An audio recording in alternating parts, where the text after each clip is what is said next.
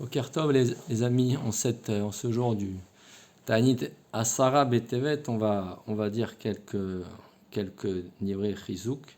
Et on a justement, Minashamaim, fini hier la Masechet Ta'anit.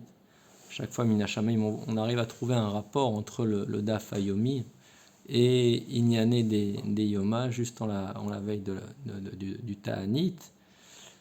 Asara Betevet, donc on a fait cette Masechet qui parle beaucoup donc, de tous les Inyanim concernant Ta'anit. On a parlé dernièrement donc, de Tisha B'Av, tous les Ta'aniot qu'on faisait quand il n'y avait pas la pluie. On va ramener donc 2 ou 3 Inyanim pour finir un petit peu ensemble donc, cette Masechet. Le premier Inyan, il était d'Afret, il y avait marqué là-bas un Inyan donc, par rapport à la bracha. Itzav Hashem itra et aberacha basamecha. Tana d'Abi Revi Ishmael, en abracha metsuya ela bedavar she en haïn sholet bo. La bracha, elle ne réside que sur quelque chose sur lequel l'œil n'a pas de portée, de force. Itzav Hashem itra et aberacha basamecha. Qu'est-ce que ça veut dire basamecha? Anirnas, la motsue qui vient compter en gorno, son grain. Omar Yeratso, Omer Yeratso Minefaner dans l'Inoloteno Shetishla, Bracha, Bemaase Yadenu. Il trille la mode, il commence à compter, l'imdod. Baruch Asholea Bracha Bekeri Aze. Qu'est-ce qu'on dit? Il compte Are Ze Tfilat Shav. Les fichen Abraha Matsui et la Bedavar, l'Obedavar à Shakul, compter l'Obedavar à Madoud, mesuré, velo Bedavar à Manouy.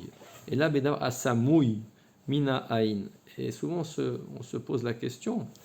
On va juste aborder, encore une fois, la question, on peut y réfléchir chacun de notre côté. D'un côté, donc, on voit que celui qui compte ce qu'il a, eh ben, il n'y aura pas de bracha, nous dit la Gemara ici, ça va limiter la bracha. Et pourtant, la question qu'on peut poser, c'est qu'avec Moshe Rabbeinu, on a vu qu'il a compté les béné Israël sur la demande de Hachem. Et d'ailleurs, on dit que pourquoi Hachem a demandé de les compter? Parce qu'on dit que Hachem, comme il aime les béné Israël, la riba qu'il a pour eux, c'est comme une personne qui a des pieds dans sa poche, mais mashmesh, mais il aime compter ce qu'il a en permanence. Alors comment comprendre?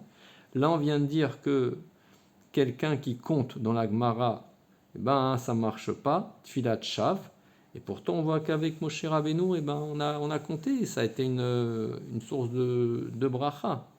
Alors, tout le inyan qu'on peut, entre autres, aborder, chacun peut réfléchir à la question, mais un kivun qu'on peut prendre par rapport à ce inyan, c'est de dire que ça dépend quel regard on va avoir. C'est sûr que la personne, elle ne doit pas étaler ce qu'elle a.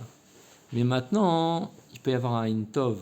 Ça veut dire je regarde de manière positive avec une akarat atov pour Hachem, sans étaler ce que j'ai, samouy mina haïn. Mais maintenant, de manière positive, je regarde ce que je possède. Et là, comme l'a fait Moshe Rabbeinu qui a compté les béné Israël, si je regarde positif, alors ça peut se multiplier, comme il est marqué dans la Gemara, aser te aser. Comment il faut comprendre? Aser bishvi shetit asher. C'est-à-dire que quand tu vas compter ce que tu vas en déduire le maaser, là tu vas t'enrichir. Donc, c'est-à-dire que maintenant tout dépend le regard, et ça on l'apprend aussi dans le chinour avec un enfant. Est-ce que moi maintenant j'ai une vision positive des choses? Quand je vois mon fils, est-ce que je lui donne une chance de grandir dans la Torah, d'évoluer, je l'encourage, je le regarde positivement, et ça mène une bracha. Ou alors, malheureusement, je le regarde, chas v'shalom, négativement. Je le casse parce qu'il n'a pas assez bien, tu as eu 18, mais tu aurais pu avoir 20. Tu connais la Gemara, mais tu peux en apprendre un peu plus. Et sans arrêt, je vais limiter. Je vais le limiter, et ça va enlever toute la bracha. Ça, c'est un première réflexion qu'on peut avoir sur le inyan de la bracha par rapport à la Gemara Ta'anit. Un deuxième inyan sur la bracha dans Ta'anit, donc un peu plus dans Daf Kav Bet, il est marqué là-bas, Tanu Rabanan, je vais te donner la bracha, juste une, voilà. Comment c'est marqué? Il y a marqué Violo et Kol Amaaser, El Bet Haotsar. Il a amené donc dans la grange. Et comment dit le pasouk? Le pasouk nous dit là-bas, je vais t'amener Amar Ami Bar Rahav Ad Sheivlu la bracha que je t'amène va être Ad Belidai. Et comment on comprend ce pasouk Ad Belidai? Nous dit l'agma Amar Rahav Ad shivlu siftotechem. C'est quoi le lachon dai? Dai, on vient dire jusqu'à ce que tes lèvres, elles seront fatiguées. Ad shivlu siftotechem, que tes lèvres seront fatiguées, et tu en viendras à dire dai, à dire stop. C'est ça la bracha que tu vas avoir. Et là, on va en arriver, donc, à la fin donc, de la Gemara Ta'anit. Quand on termine un traité, on va expliquer, donc on reste sur ce inyan de la bracha. Quand on finit Gemara, on est toujours joyeux. Pourquoi? Parce que par rapport à la bracha, encore une fois, on ramène un maasé une fois un enfant qui est allé avec son papa au mikvé, et c'était en Europe de l'Est, l'eau était très très froide, c'était pas les mikvaot d'aujourd'hui. Il s'est baigné, il est rentré, il a eu très très froid.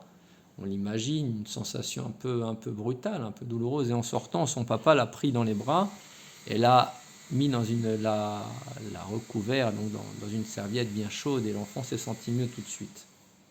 Qu'est-ce qu'on tire de cet exemple? On explique un peu comme quand on a étudié une Gemara, avec la difficulté que ça peut avoir quand on arrive au siyum de la bracha. On est besimcha, on est très, très heureux. Ça, c'est l'inyan de la bracha. Ça, c'est l'inyan de la bracha et de la mitzvah surtout. Que quand une personne, dans une mitzvah, elle va se préparer pour la faire, elle va travailler pour la faire correctement. Alors ça va lui amener au final un grand ta'anoug. Et là, on comprend maintenant ce qu'on a dit, bracha ad belidai. Il y a la bracha sur le matériel, où tu n'es jamais satisfait en réalité. Celui qui a 10, il veut 20, celui qui a 100, il veut 200. Le Rav Galinsky, à la Vachalom, nous disait une personne, qui est la personne la plus pauvre? Celle qui a 100, celle qui a 1000. Il nous expliquait qu'en réalité, c'est celle qui a 1000, parce que celle qui a 1000, elle veut 2000. Donc elle est pauvre de 1000 euros. Et celle qui a 100 euros dans sa poche, elle veut 200. Donc elle est pauvre de 100 euros.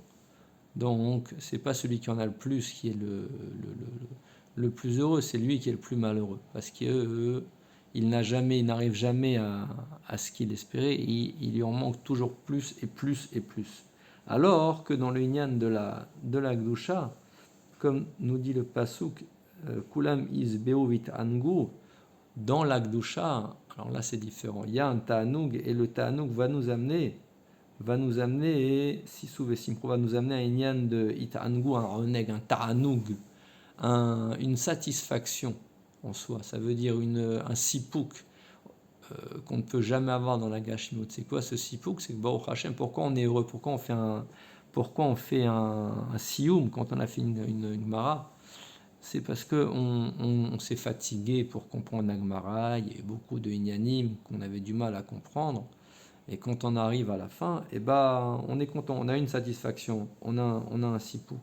Juste pour conclure par rapport à ce inyan encore, quel tefila on dit quand on arrive à la fin d'un traité? Adran, alach, masechet, sota, qu'elle revienne vers moi, Adran, shon adar, sota ve'adrach, alan, natan, alecha, masechet, sota, ve'dartecha, alan, lo nitnashi minach, masechet, sota, ve'lo titnashi minan.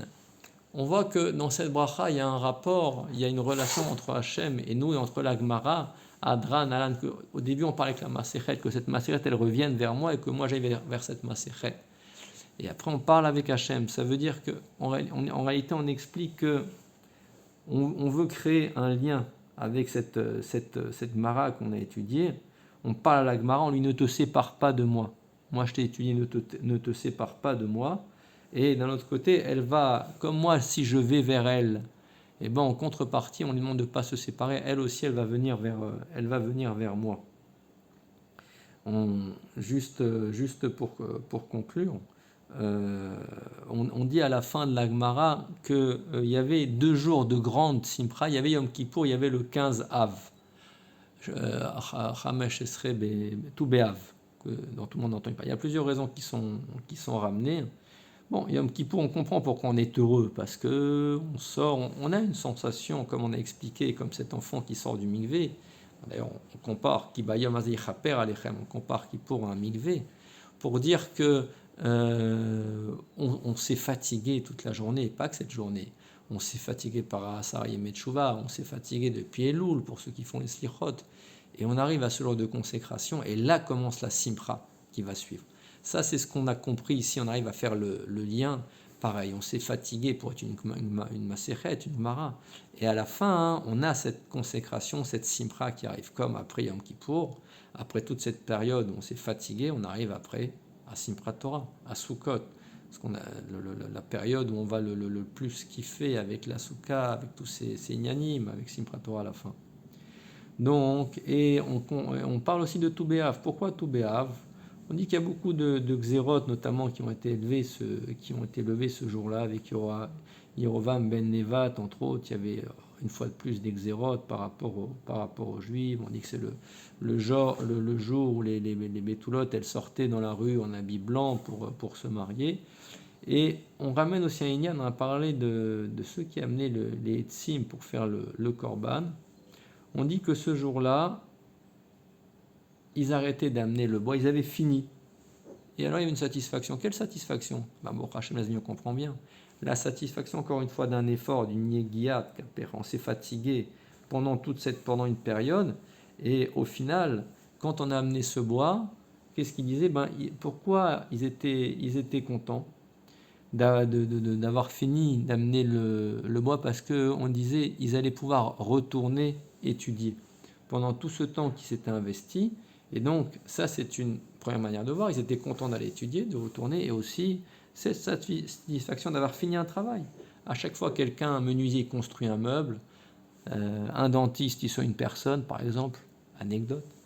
On est content quand on voit le résultat. En théorie, un dentiste est toujours content, un menuisier est toujours content de son ouvrage. Et les Avdil, dans l'étude, c'est pareil. Voilà, donc c'est un petit peu ce inyan qu'on voit quand on fait un sioum, comprendre que ce kinyan qu'on fait avec Hachem, comme l'explique le Nefesh HaChaim, qui biyir bou yamecha, c'est quoi qui biyir bou yamecha? Grâce à cette Torah qui bi Yirbu Yamecha, moi Hachem il va nous rajouter des jours pour étudier encore Yirbu Yamecha et pour avancer parce que je montre que j'ai un programme, d'accord, j'ai un torni, je veux avancer vers Hachem et je veux étudier encore et finir d'autres masertot. J'en finis une et tout de suite j'engage une autre. Je finis le Chumash, on finit de lire la Torah et tout de suite à Simchat Torah on y va, on reprend après les autres Beracha, on va tout de suite reprendre avec Bereshit. Voilà les amis, donc je vous dis de Tzomkal, que ce soit Bezrat Hashem, la fin de toutes nos souffrances qui soient très très proches, Bezrat Hashem, et que ce jeûne vienne comme Yom Kippour. On dit qu'il a l'importance de Yom Kippour, puisque si tombe un Shabbat, il ne serait pas repoussé. Comme Yom Kippour, c'est le seul, donc on voit son importance, qu'il puisse venir nous aider à faire une vraie tchouva, à revenir vers Hachem et à continuer à pouvoir étudier. Ne pas oublier que Simcha Poretz Geder, c'est cette Simcha qu'on va voir qui va nous aider à casser toute la citrara qu'il peut y avoir en nous, Chas Veshalom, et avancer vers Hachem. Bonne journée à tous les amis et Tzomkal.